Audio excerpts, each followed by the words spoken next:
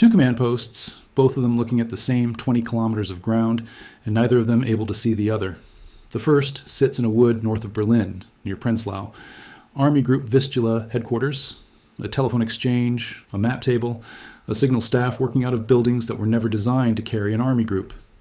The officer in charge has held the command for less than 4 weeks. He is 58 years old, a Protestant who never joined the party, and he has spent 3 years of this war building a professional reputation on one idea.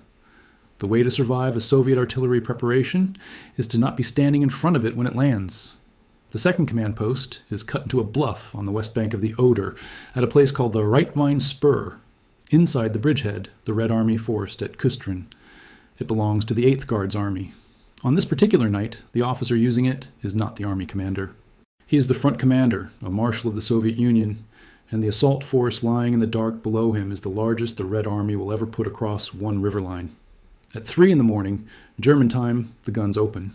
The Oder Valley takes a bombardment that is heard in Berlin, and a substantial part of it comes down on trenches that were emptied several hours earlier, on the order of the officer in the wood near Prenzlau. That is the collision. Everything else here is how the two men arrived at it, and what the delay actually cost. The delay is real.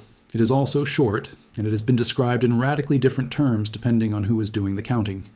Some accounts put the Red Army's dead on that ground at above 30,000. Others put it at a fifth of that. Both figures are in print, both carry a serious name, and you are getting both, together with the arithmetic that decides between them. The officer in the wood is General Oberst Gotthard Heinrici. The marshal on the bluff is Georgy Zhukov. Neither of them wrote their version of this battle that most people have read, and that turns out to matter more than anything either of them said afterward. Heinrici was born at Gumbinen in East Prussia on the 25th of December, 1886. He was commissioned before the First World War, served through it, stayed in the Reichswehr, and by the spring of 1940, he had the 12th Army Corps. On the 14th of June that year, his corps broke through the Maginot Line south of Saarbrücken. That is the only offensive operation in his file that anyone remembers, and it is the last one. In Barbarossa, he had the 43rd Army Corps, under Klug's 4th Army and Army Group Center. He was given the Knight's Cross for that summer's fighting in September 1941. Then, on the 20th of January 1942, with the Soviet winter counteroffensive tearing the center of the front open, he was given 4th Army itself. He held it for 2 years and 4 months. Those 2 years produced the method. It is simple to describe, and it was extremely difficult to execute. Heinrici kept the forward line thin, sometimes to the point of a screen, and he built prepared positions a few kilometers behind it with the labor he would otherwise have spent thickening the front. When he judged that a Soviet preparation was coming, he pulled the infantry out of the forward trenches in the dark and walked them back into the prepared line. The barrage then fell on ground. The defenders no longer occupied. The Soviet infantry advanced onto an empty position, and the German infantry, still intact, engaged them from a line the guns had not registered. The cost of getting it wrong was total. Pull back on the wrong night, and you have handed over the forward zone for nothing. Pull back too late, and the men are caught in the open. The judgment had to be made on artillery registration, prisoner interrogation, patrol reports, and the behavior of Soviet reconnaissance, and it had to be made once, on one evening, with no way to take it back. The record of what that bought is best read at Orsha on the Minsk Highway in the autumn of 1943. Between October and the first week of December, Sokolovsky's Western Front attacked Heinrici's 4th Army there 4 times, and was stopped 4 times.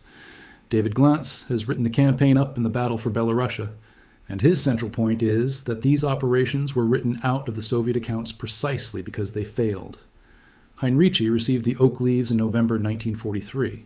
He was relieved of 4th Army on the 4th of June 1944. 3 weeks later, Bagration opened. The army he had commanded lost 130,000 men in 12 days. He came back in August 1944 with 1st Panzer Army in the Carpathians and held it until March 1945, collecting the swords to the oak leaves on the 3rd of that month. That is the operational file. There is another file, and it is published. Johannes Herder edited Heinrici's letters and diaries from 1941 and 1942 and issued them in a scholarly edition. And he set Heinrici alongside the other senior commanders in the East in Hitler's Heerführer. What that edition contains is not a defense. On receiving the Commissar order before Barbarossa, Heinrici's own writing justifies the shooting of captured political officers on the grounds that terror applied in advance and the rear areas would reduce pressure on the fighting front. Hürter's finding is that the Commissar shootings happened in Heinrici's area of command as they happened elsewhere. His letters home describe the Red Army soldier in racial terms. He was reported to have refused an order to burn Smolensk before the withdrawal in late 1943, and to have been removed from his post for a period over that and similar refusals. Both things are in the same file. This channel does not weigh them against each other. One more item of record, because it sits in the personnel paperwork rather than in the operational files. Heinrici's wife had a Jewish parent. Under the Nuremberg laws that made their children Mischlinge, and Hitler signed a German blood certificate covering the family. The man commanding the last army group between the Red Army and Berlin held his command with a document of that kind in his file.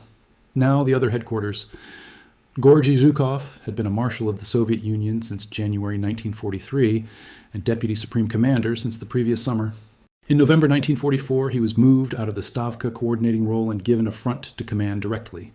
The front he was given was the 1st Belorussian, and the officer he replaced there was Rokossovsky, who was moved sideways to the 2nd Belorussian. Stalin did that deliberately. The 1st Belorussian was the axis that led to Berlin, and Stalin put his deputy on it. In January 1945, Zhukov took that front from the Vistula to the Oder in about 3 weeks. It is one of the fastest large operations of the war in Europe, and it ended with the Red Army halted on a line roughly 60 kilometers east of Berlin. On a river it had crossed in places and not consolidated anywhere.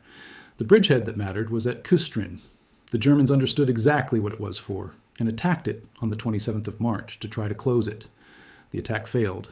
The following day, Guderian was sent on indefinite leave as chief of the General Staff after a shouting match at the Reich Chancellery over that operation, and Hans Krebs took the post. The fortress at Kustrin was gone within days.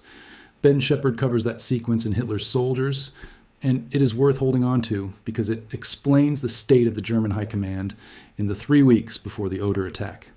The professional head of the army staff had just been removed over a failed counterattack against the very bridgehead the offensive would come out of. Zhukov's operational method was the opposite of Heinrici's in almost every respect. It was built on concentration, guns lined hub to hub on a narrow sector, a short and extremely heavy preparation, combined arms armies to break the position, and tank armies held back to go through the hole and run. It had worked at Kursk in the defensive phase, in Bagration, and on the Vistula. It had one requirement. The hole had to be there when the tank armies arrived. There is one more thing about Zhukov that governs the whole of April 1945, and it is not tactical. When the Stavka set the Berlin plan at the start of that month, the boundary line drawn between his front and Konev's 1st Ukrainian front to the south ran west and then stopped at Lubin on the Spree. West of Lubin, there was no boundary. Antony Beaver, in Berlin, The Downfall, 1945, treats that unfinished line as deliberate, and it is difficult to read it any other way. Stalin had left the approach to Berlin from the south open to whichever marshal got there. Zhukov knew it. Konev knew it. Everything Zhukov did on the 16th of April was done by a man who understood that the prize could be taken from him by his neighbor. Heinrici took over Army Group Vistula on the 20th of March, 1945. The Army Group had been formed on the 24th of January and given to Himmler, who had no operational staff training and who left his post on the 13th of March pleading illness. Heinrici inherited 2 armies. Monteufel's 3rd Panzer Army held the northern sector down the lower Oder. Buss's 9th Army held the southern sector, which is to say the Oderbruch, which is to say the road to Berlin. Busse had taken 9th Army on the 20th of January, and his appointment was never formally confirmed. His army held its front with 4 corps. The 101st Corps stood in the north, around Riesen. The 56th Panzer Corps held the center, opposite Seelow, where the main road ran up out of the valley. The 11th SS Panzer Corps stood south of that, and the 5th SS Mountain Corps below Frankfurt under Oder. 14 divisions on the whole army front. The 56th Panzer Corps, sitting on the decisive ground, changed commanders on the 10th of April. Helmuth Weidling, an artilleryman, took it over 6 days before the attack. Remember him. He is the one man in this story who ends up commanding the defense of Berlin itself. The ground is the reason any of this was possible. West of Kustrin, the Oder runs through the Oderbruch, a drained floodplain about 12 to 15 kilometers across, flat, cut by drainage canals with no cover and no hard road surface off the causeways. At the western edge of it, the land goes up. The Seelow escarpment rises about 48 meters above the valley floor, 157 feet, and it runs roughly 20 kilometers north to south across the axis of any advance on Berlin. From the top of it, you can see every meter of the ground an attacker has to cross. Heinrici's first act on that ground was to put water on it. Sluices upstream were opened and a reservoir released, and the drained floodplain went back to what it had been before the Prussians drained it. Soft, waterlogged, impassable to tracked vehicles off the causeways, and slow going for infantry. Behind the water he built in depth. The forward zone on the west bank ran 8 to 10 kilometers deep and held the line divisions. The main defensive zone sat on and behind the escarpment with concealed trench lines on the reverse slope, anti-tank ditches cut across the approaches roughly 15 feet deep and as wide, and the guns sighted a fire down the length of the causeways.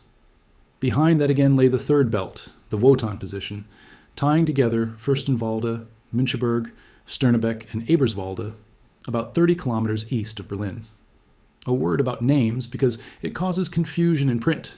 German accounts call the catch line built on the heights west of the Oder, the Hardenberg position, after Neuhardenberg behind it, and treat it as an intermediate line to receive troops falling back, rather than as the main second belt. Several English-language accounts call the second line the Stein position. They are not always describing the same trenches.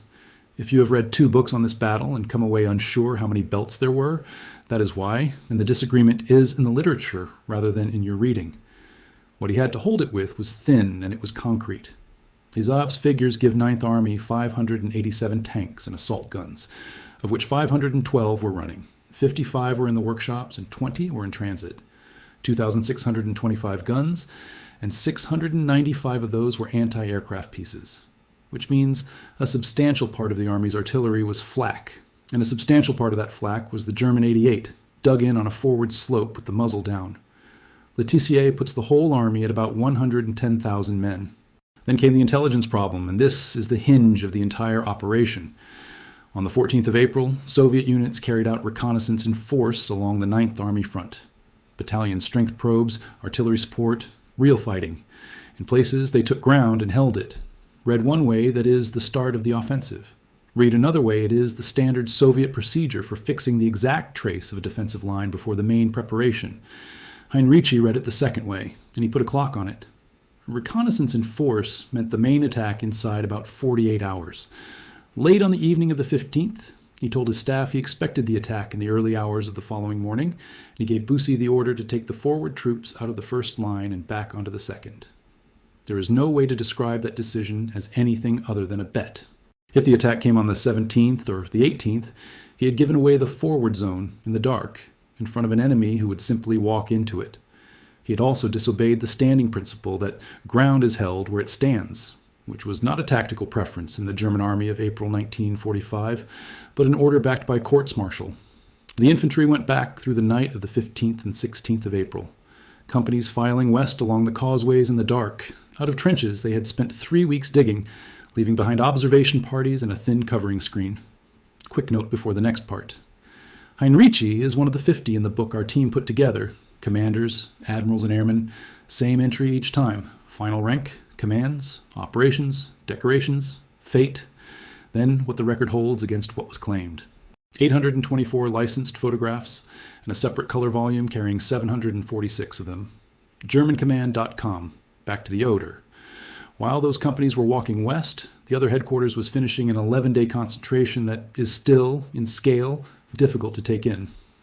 The Stavka set the start date for the 16th of April at the beginning of the month. 3 fronts went into the operation. Across all 3, the Red Army committed about 2.5 million men, 7,500 aircraft, 41,600 guns and mortars, 3,255 truck-mounted rocket launchers, and 95,383 motor vehicles. Those are Earl Zimke's figures in Battle for Berlin.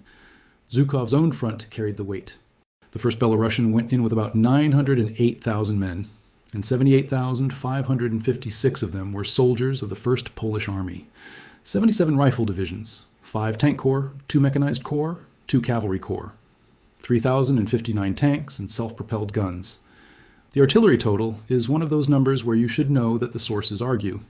Goncharov's tables give the front 18,934 guns and mortars. Other published accounts, working from Soviet operational documents, give 16,934. That is a difference of 2,000 tubes, and it comes from whether you count the front's own artillery only, or add the Stavka reserve artillery attached for the operation. Say which one you are using when you quote it. The main blow went in on a front of about 32 kilometers out of the Kustrin bridgehead, and Zhukov concentrated more than 9,000 guns and launchers on that stretch alone. Behind them lay over 7 million rounds. The preparation was to run half an hour. The fire program for the whole of the first day was heavier than that again. Getting the guns into the bridgehead was itself an operation. Everything on the west bank of the Oder had crossed on engineer bridging inside a salient the Germans had been shelling for 6 weeks, and it had gone across at night under a deception plan that kept dummy concentrations on quieter sectors and radio traffic running where nothing was moving. Overhead, the 16th Air Army had something in the order of 2,500 aircraft available for the opening. The front's supply arrangements moved ammunition to the bridgehead by the trainload, and then by truck across ground that had to be corduroyed before it would take weight. Then the searchlights. Most of you know this part, and it is worth being precise about it because it has become the thing this battle is remembered for, and the detail is usually wrong. 143 anti-aircraft searchlights were sighted along the assault frontage, spaced roughly 200 meters apart, crewed in large part by women of the anti-aircraft units. They were to be switched on the instant the preparation lifted. The purpose was twofold: light the ground for the infantry and blind whatever German gunners were still alive. The idea is attributed to Zhukov personally, and it was rehearsed before the operation. The assault plan itself was orthodox, and it was fast. Combined arms armies would take the forward zone and the escarpment on the first day. Chuikov's 8th Guards Army had the Seelow axis. Berzarin's 5th Shock and Kuznetsov's 3rd Shock stood north of him, the 69th and 33rd Armies to the south, and the 47th Army beyond the 3rd Shock. Once the Seelow position was broken, Katakov's 1st Guards Tank Army and Bogdanov's 2nd Guards Tank Army would pass through the infantry and drive for the eastern edge of Berlin. The tank armies were exploitation weapons. They were not there to break a fortified escarpment, and nothing in the plan asked them to. To the south, Konev's 1st Ukrainian front would cross the Nese at 15 minutes past 6 in the morning behind a smokescreen, with Rybalko's 3rd Guards Tank Army and Lelyushenko's 4th Guards Tank Army behind him. On the map, his task was to protect Zhukov's flank and to drive west. On the map, that boundary line still stopped at Lubin. Every element of that plan rested on one assumption: that when the preparation lifted, the German forward zone would be a wreck full of dead men, and the Soviet infantry would walk over it. There was even evidence for it. The reconnaissance and force of the 14th had gone better in several sectors than anyone expected, taking trench lines and holding them. To a staff looking for confirmation, that read as a forward zone already thinning out. To Heinrici, it read as a range card being drawn. The same event, the same day, two entirely opposite conclusions. And both headquarters acted on their own reading with total confidence. Now stop the narrative there, because this is the point where the sources have to be dealt with. And if they are not dealt with here, the rest of it is storytelling. The usual test on this channel is a memoir against a contemporaneous document. That test cannot be run in the normal way on this battle for a specific reason. Heinrici never wrote a memoir. There is no German book on the Oder front by the officer who commanded the army group. He wrote no apologia, published no account, and gave no version of his own war to a publisher. So where does the story of the 15th of April actually come from in English? It comes from an interview. Cornelius Ryan sat with Heinrici while researching the last battle, which appeared in 1966, and the pullback on the Oder enters the English language largely through that book.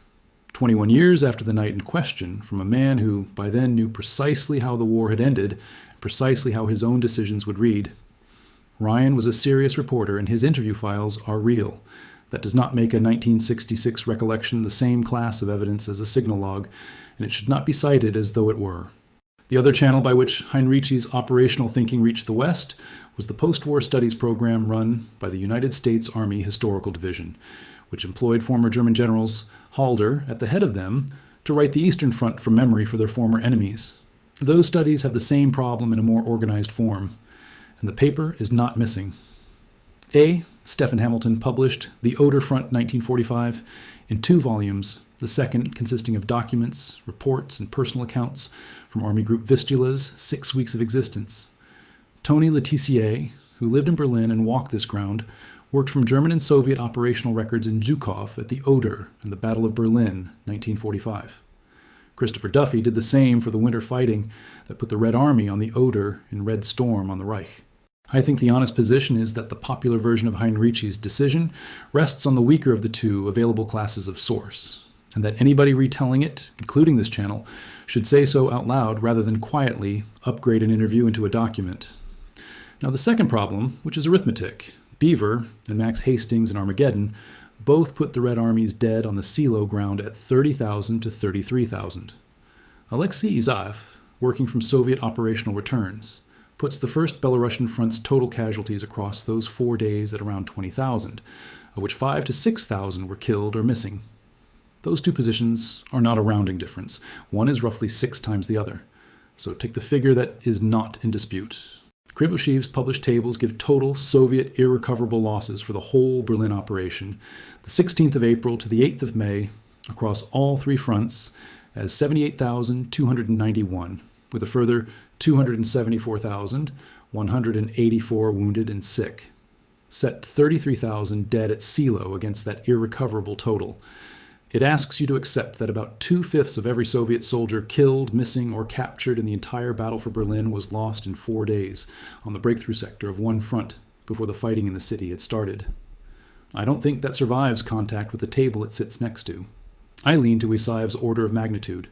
I will also say that Isaev has an institutional interest in the lower figure and that his number is not beyond argument, and that the German loss figure usually quoted alongside the high Soviet one, 12,000 dead in Ninth Army over the same 4 days, comes from the same estimating tradition and deserves the same scrutiny. Which leaves the real question. If the pullback did not cause a slaughter on the scale that gets quoted, what did it actually do? It moved the first morning. That is the claim the record will carry, and it is a smaller claim than the legend, and it is still enough to have changed who reached Berlin first. At 3 in the morning, German time, on the 16th of April, the preparation opened. Soviet accounts time it at 5 in the morning by Moscow clocks, and both times refer to the same instant. In 30 minutes, the guns put more than 500,000 shells into the Oderbruch. Villages 8 kilometers back caught fire. The blast was felt in Berlin. Then the lights came on. What the searchlights actually did is the single best documented failure of the day. The valley was already full of mist off the flooded ground, and it was now full of dust and smoke from the preparation. The beams did not penetrate it. They reflected off it, and the reflected glare came back into the faces of the Soviet infantry and lit the attacking waves from behind, throwing them into silhouette for any German observer on the escarpment with a working telephone. Soviet officers on the spot said so at the time and said so afterward. In some sectors, the lights were ordered off, then on again, then off, and the effect was to leave men blinking in an alternation of glare and total darkness while trying to cross open ground. The infantry went forward and took the first objectives easily, and reported so, because there was almost nobody in them. The forward zone had been given up in the night. What the preparation had destroyed was earthworks. The Soviet advance ran on across the valley floor for roughly 1.5 kilometers, and then hit the Hauptkanal, the main drainage canal with soft ground on both banks and the bridges down. That is where it stopped. Vehicles bogged in the open, tanks queued on the causeways because there was nowhere else to put them. And from the escarpment ahead, on ground the preparation had not touched, the German artillery in the dug in 88s began firing at targets that could not disperse. Zhukov was watching this from the right Vine spur, and by the middle of the morning he understood that the timetable was gone. His response, at around midday, was to commit both tank armies through his own infantry into a position that had not been broken, across a floodplain with a handful of usable roads. It is the decision he is criticized for, and the criticism is fair on the plain operational logic. It is also the decision of a man who had been told, in effect, that Berlin belonged to whoever arrived. The result on the causeways was a traffic jam of 2 tank armies and 4 rifle armies trying to use the same crossings in the same hours. Artillery could not be moved forward. Ammunition columns could not get through. And on the heights, the 56th Panzer Corps and its neighbors, having lost almost nothing in the preparation, fought a defensive battle from prepared positions against an enemy who could be seen from the moment he started climbing.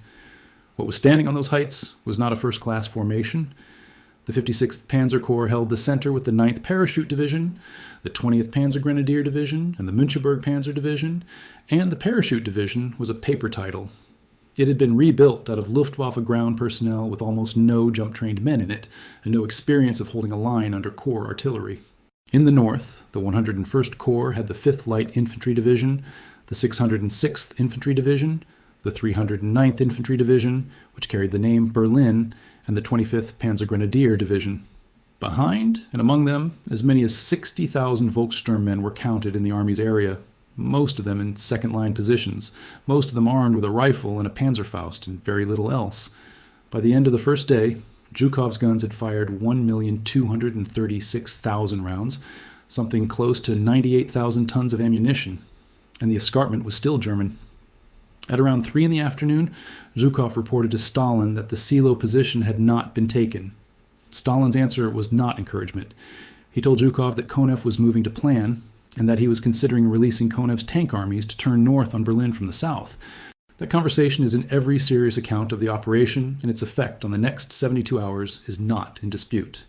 Zhukov now had 2 enemies. By the end of the 16th, the First Belarusian Front had made between 2 and 6 kilometers, depending on sector, against a plan that required the escarpment and the ground behind it. On the 17th, the gains were smaller still, 1 to 2 kilometers in the center, with the second belt broken only in places by nightfall. The same day Konev's leading formations reached the Spree. Seelow itself, the town on the lip of the escarpment where the road climbs, went on the 17th. It was taken by Tchaikov's leading formations after a night of close fighting in the streets and the cemetery above them, and by the time it fell, the 56th Panzer Corps had put its armor in piecemeal to hold the shoulders. That is what a defense without a reserve looks like. Weidling fed the Müncheberg Panzer Division and elements of the 20th Panzer Grenadier Division into the line in company and battalion packets to plug the places where the Parachute Division had gone. And once they were in, they could not be taken out again. The German artillery had a second problem the maps do not show: ammunition. The batteries on the escarpment had been shooting at maximum rate since first light on the 16th, against a target set that never thinned. And Ninth Army stocks had been calculated for a defensive battle, not for a bombardment duel with the front artillery. By the 18th, the guns were being rationed while the target lists got longer. On the 18th, the pattern that finally decided it began to show. Zhukov stopped trying to climb the escarpment where it was strongest and turned it, pushing north of Seelow through the 101st Corps sector, where the ground was less commanding and the German line was thinner. 3 to 8 kilometers in the center, 3 to 5 on the right. On the 19th of April, the Wotan position went, and with it, the German front as a continuous line. Formations of the First Belarusian Front made more than 20 kilometers that day. Ahead of them, there were German units, and there were German positions, but there was no longer a front. There was also a split, and it decided the fate of Ninth Army. As the line came apart, Weidling's 56th Panzer Corps was driven west, back along the Berlin Road and into the city. The rest of Buss's army was pushed south and southeast, away from the capital, into the forests along the Spree. The Army Group's strongest remaining corps and the army it belonged to were now heading in opposite directions, with a Soviet tank army between them. 3 days. That is what the Oder line bought, from the opening of the preparation on the 16th to the breaking of the last belt on the 19th, against a plan that expected the escarpment on day 1 in Berlin inside a week. The casualty returns for the same fighting are drawn across 4 calendar dates, the 16th to the 19th inclusive, which is one reason the figures people quote at each other do not always describe the same window. Set the 2 methods side by side and the arithmetic explains itself. Divide the guns on the assault frontage by the width of it, and you get something close to 280 tubes for every kilometer of front. That is a gun every 3.5 meters of line, and it is the density Soviet artillery doctrine had been working toward since 1942. Divide the manpower the same way, and the 2 forces stand at better than 8 to 1 across the whole of their strength. Divide the armor, and it is about 6 to 1, and that is before counting that a quarter of Buss's gun park was anti-aircraft artillery pressed into a ground roll because there was nothing else to put in the pits. There is no version of that engagement in which the Oder line holds. Nobody on either side of it thought there was. Heinrici said as much to the High Command before it started, and the argument he had with the Reich Chancellery in the first week of April was not about whether the Oder could be held, but about whether Frankfurt an der Oder should be locked up as a fortress with a garrison inside it that could have been used in the field. Beaver records that conference, and Heinrici got a partial concession out of it that events overtook within a fortnight. What Heinrici's method could do was take away the one advantage the attacker had bought with all of that mass, which was the assumption that the defense would be dead before the infantry started walking. He could not counterattack. He had no operational reserve worth the name. He had no fuel to move one if he had.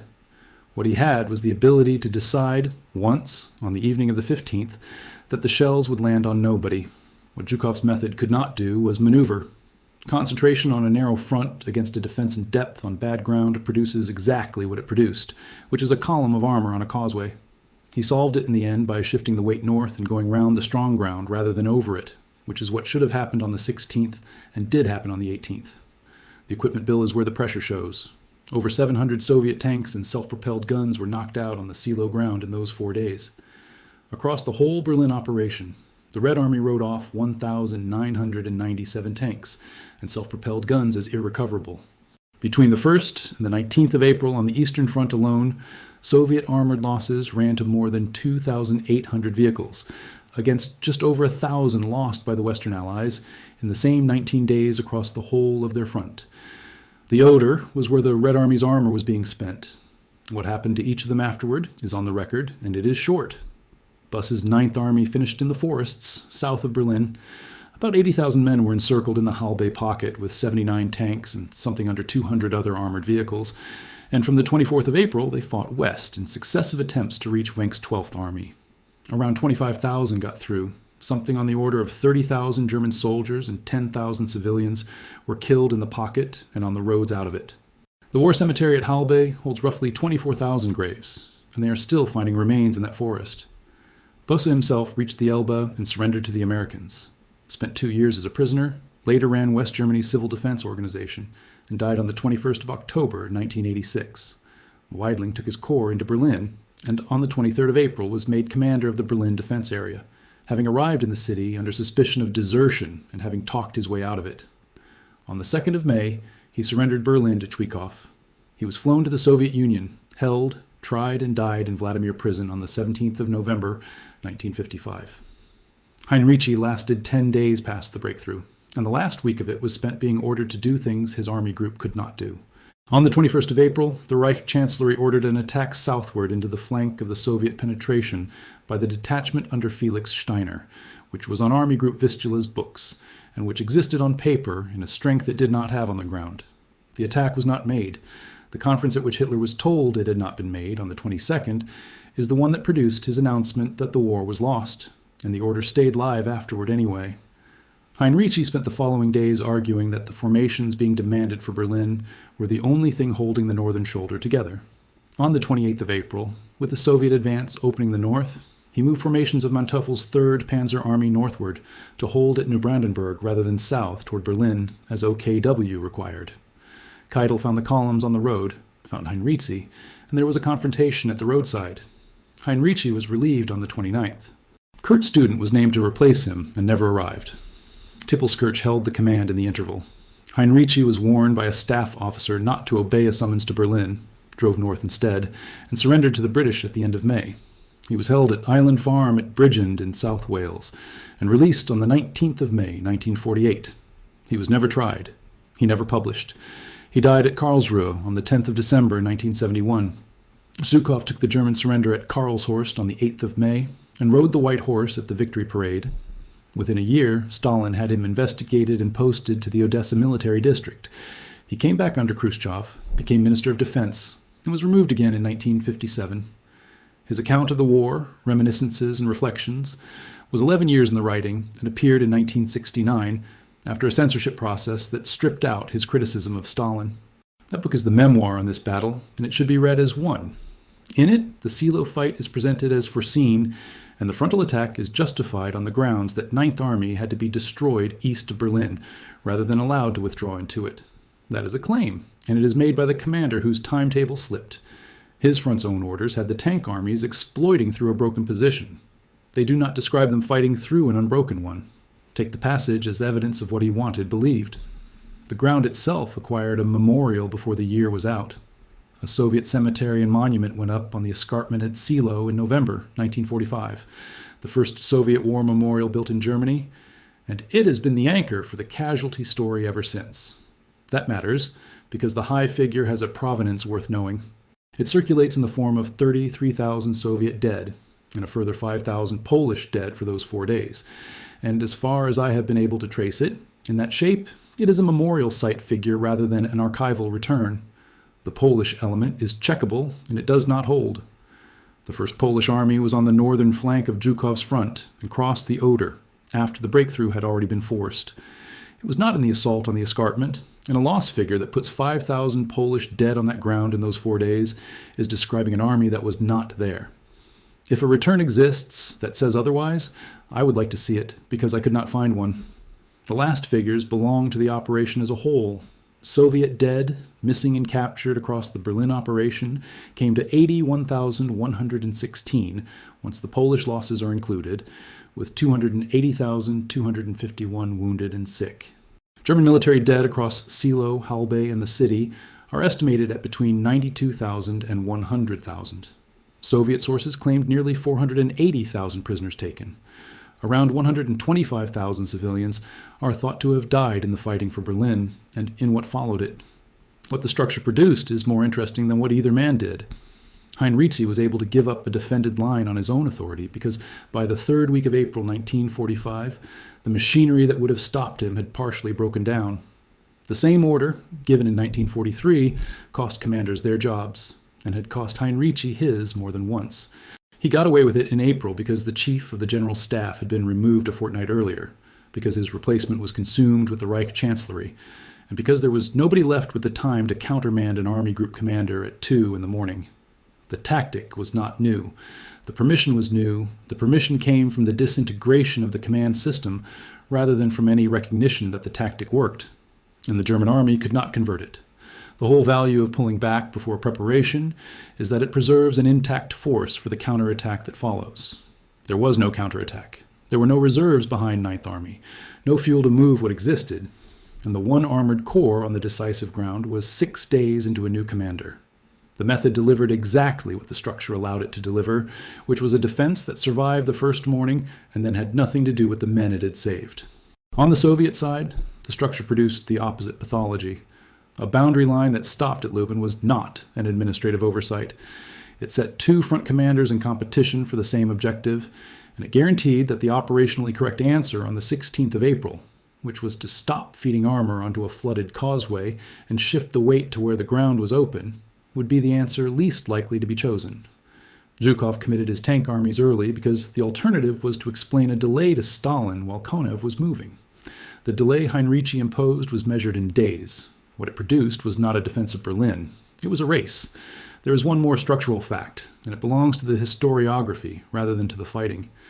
Between 1946 and the middle 1950s, the United States Army paid a body of captured German generals to write the Eastern Front for it. Those manuscripts were produced by men who were writing about their own campaigns, without their own records, for the army that was holding them, at a moment when West German rearmament was an open question and war crimes proceedings were still running. The shape that came out of that program is familiar. A professionally excellent army, defeated by numbers and by interference from above. Heinrici's defensive method fits that shape so neatly that it has been carried into the popular literature almost without examination. And the version of the Oder battle that reached the English-speaking reader arrived through that filter and through a journalist's interview file, rather than through the operational orders that are now in print. I want to be exact about what I'm saying there, because it is easy to overstate. The pullback happened. Every source, German and Soviet, agrees the preparation on the 16th fell largely on abandoned ground. What I am arguing is narrower. The claim that the maneuver broke Zhukov's timetable on its own does not follow from the record, and the delay is better explained by 3 things stacked together. The water on the floodplain, which Heinrici also arranged, the escarpment, which he did not build, and Zhukov's decision at midday to put 2 tank armies onto causeways that were already full, which nobody made him take. Strip out the third of those, and the delay is probably shorter, not longer. That is the kind of claim that can be tested against the front's own march tables, and it is where I would send anyone who wants to argue with this video. There is a last asymmetry, and it is in the archive rather than in the battle. The Soviet operational record for these 4 days exists in quantity, was tabulated, and was eventually published in aggregate. The German record for Army Group Vistula is fragmentary, because the Army Group was overrun while its files were still current, and its commander was relieved on a roadside 10 days after the breakthrough. That imbalance is the reason the casualty argument has stayed open for 80 years. It is easier to count what the Red Army lost than what stood in front of it. So here is what the record contains. An Army Group commander of 4 weeks' standing read a reconnaissance in force on the 14th of April as a 48-hour warning, emptied his forward line on the night of the 15th, and put the largest artillery preparation of the Soviet war onto ground. His men had already left. His army then held the escarpment from the 16th to the 19th against a front of 900,000 men, until it was turned from the north on the 18th and broken on the 19th. The delay cost the attacker a timetable and a quantity of armor that is documented. It cost him a number of dead that is not, and where the estimates range from 5,000 to 33,000, the published loss tables for the operation as a whole make the lower end far likelier than the higher. The general was relieved 10 days later for moving troops in the wrong direction, was never tried, and never wrote a word for publication. The marshal took the German surrender 4 weeks later, was removed from Moscow within the year, and wrote the only memoir this battle has. The escarpment is still there. So are the trench lines in the tree cover above the Oder brook, and so is the cemetery on top of it. What is not there, and has never been assembled in one place, is a single agreed set of returns for what happened between them over those 4 dates in April. That's what the record shows. The sources are in the description. I'll see you in the next one.